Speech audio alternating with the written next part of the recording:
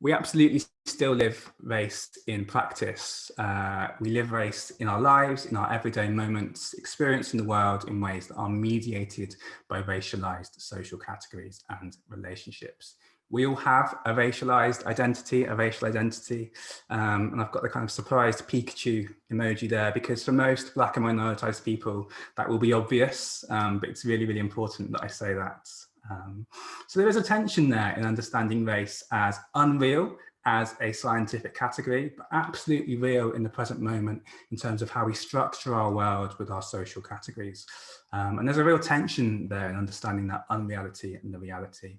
For me, I like to use a racial ambivalence standpoint, and that's a really good way of complicating race as both real as a social tool, as something that continues to structure our lives in social ways, but unreal as a scientific category.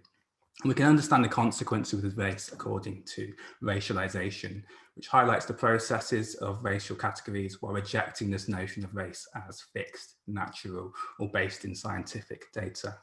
There's a follow-up activity for you here, so if you're watching me back, please do pause me. As I mentioned in the previous slide, we all have a racial identity, but for many people that can often go unnoticed. I really want to direct you to Peggy McIntosh's article on white privilege. Just search that in Google and it's the first PDF you'll find. It's 20 years old, so it's a little bit dated, but it's a really, really good way of recognizing the ways in which our privileges affect our lives on a day-to-day basis. And it's something that I'd ask you to reflect on in your own time.